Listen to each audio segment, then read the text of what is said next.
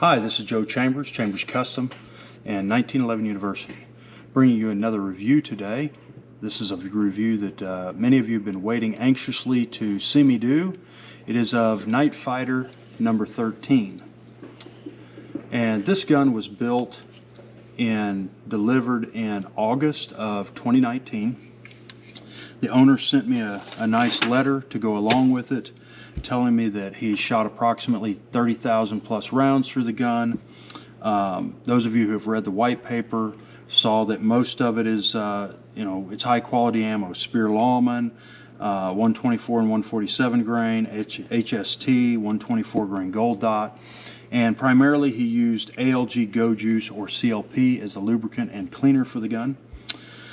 The pistol was used in classes with Pat Mack, Chuck Pressburg, Kyle DeFord, Don Edwards, Steve Fisher, Mike Pannone, Dan Eibach, and Bill Delaporte. It was used in USPSA, IDPA, two-gun, and outlaw competitions, and it has engaged appropriate size targets from 0 to 200 yards without fail during that 30,000 plus rounds of firing.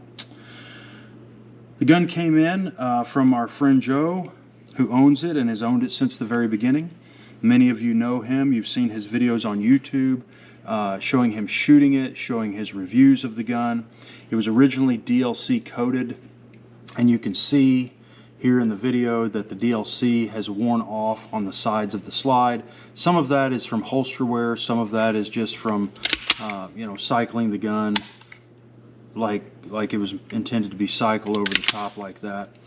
So anyways, let's go through the numbers right quick and take a look at where the gun was and where it is now and how it's changed a little bit. And then we'll talk about some of the things that we didn't get to talk about in the white papers that I know you're all interested in. So as we begin, let's remember math don't lie. 3.14 is always pi.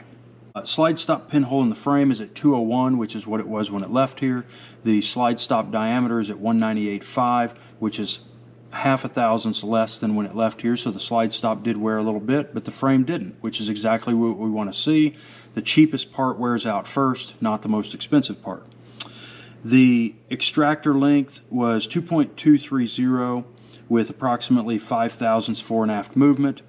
That also is not a surprise with a gun of this high round count, simply because you get more movement fore and aft the higher round count you go, because the firing pin plate, which again is the weakest part, gets beat into submission by the hammer.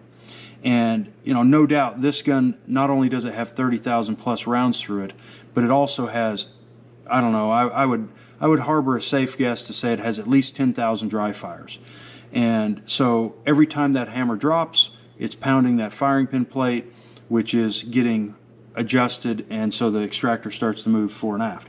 Now some of you might be asking, well Joe, why does this one have a 2.230 extractor instead of your standard 2.245? Well, the reason is because the breech face length, the disconnector rail length on this particular gun was a little bit shorter, so we shortened it up so that the hook would be in the right location on the case.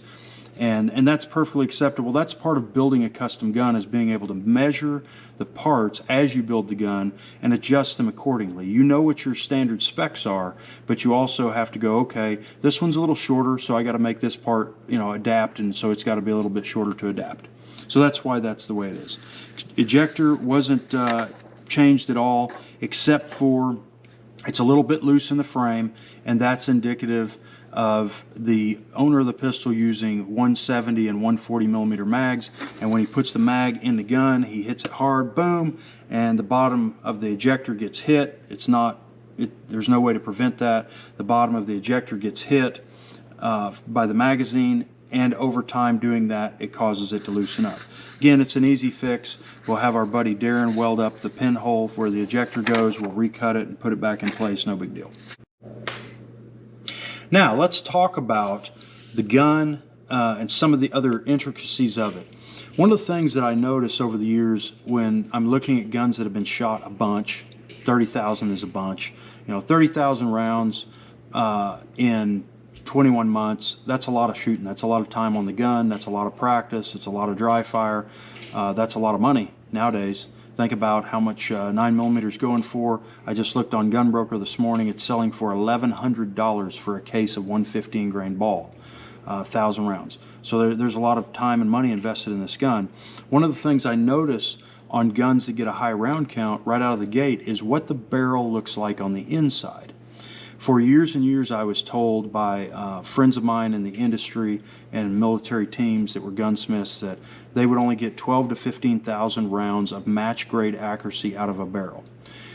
I found out later that the reason for that was because they were shooting stainless barrels, and stainless barrels don't hold up as well as carbon steel barrels like we use that are made by Cart.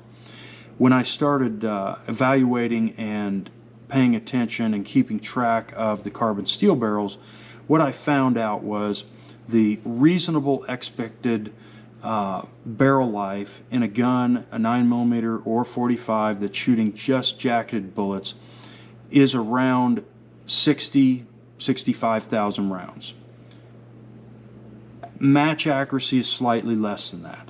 By the time you get to 65,000 rounds, you're going to see, you're going to have shots that are just simply off call. You shoot a shot and you're like, well, I didn't shoot that shot, but you did, and it's totally out of your wobble zone.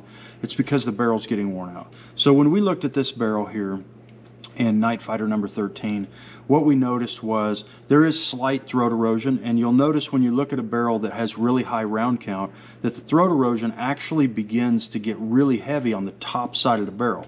These are right-hand twist barrels, and so when the bullet leaves the casing and it starts into the rifling, it's spinning high like that, and so the top of the rifling, the lands and grooves, gets worn first. And so what does that mean, to the guy wanting to buy a gun? Well, here's what it means.